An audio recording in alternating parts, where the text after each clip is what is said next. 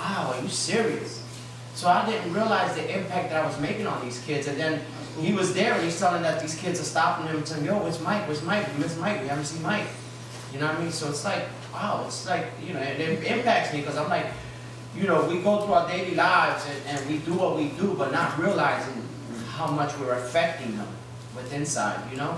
And he was telling me another thing was that a couple of the kids that we've been mentoring there and all, they went from a C to an A. And I'm like, you know, it's a big thing for me, you know what I mean? Because it's like, wow, you know what I mean? Maybe if I had that when I was growing up, maybe I would have done positive things, you know? So it should be affecting. You're affecting somebody's life. And driving somebody to go in a positive, or even giving somebody things that they felt they could never done before. And that's the problem in our community. A lot of our folks feel they cannot. That they cannot do. You know, and they cannot be part. I cannot be a mayor. I cannot be a city councilor. I cannot be a doctor. I cannot be a lawyer. You know, and we as leaders got to turn that around and say, okay, let's look at it. Let's break it down. What are the barriers that are confronting you that you cannot? And 90% of the time you're going to find out what are the barriers. They themselves.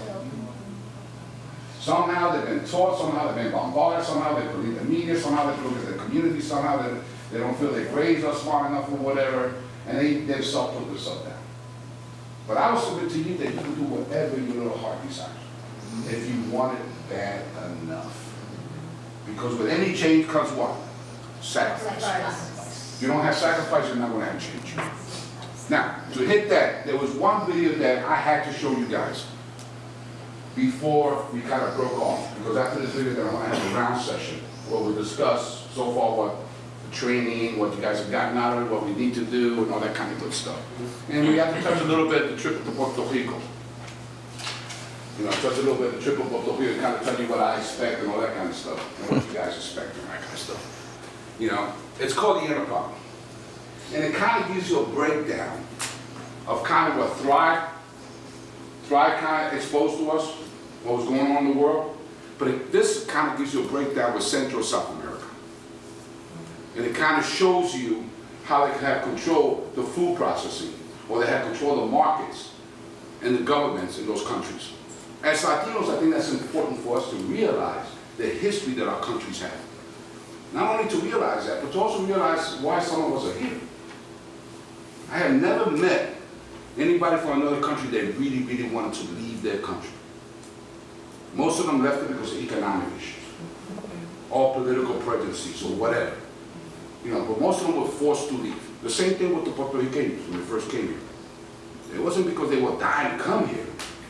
You know, it was because of economic reasons that they had to come here.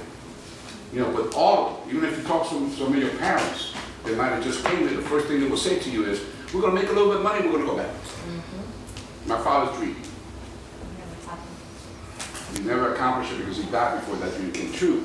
You know, but his dream was always, me voy a matar trabajando para tirarme una playita y un Puerto Rico descansado por todo viejito.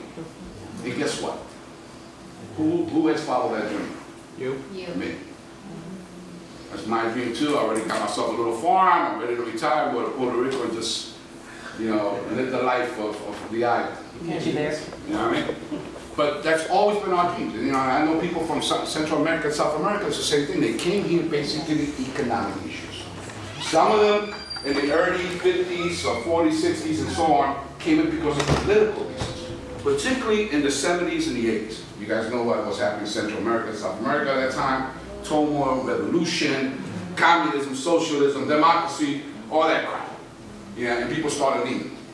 You know, particularly if you look at Washington, D.C. If you ever got to Washington, D.C., one of the biggest communities in Washington, D.C. is what? It's not Puerto Ricans.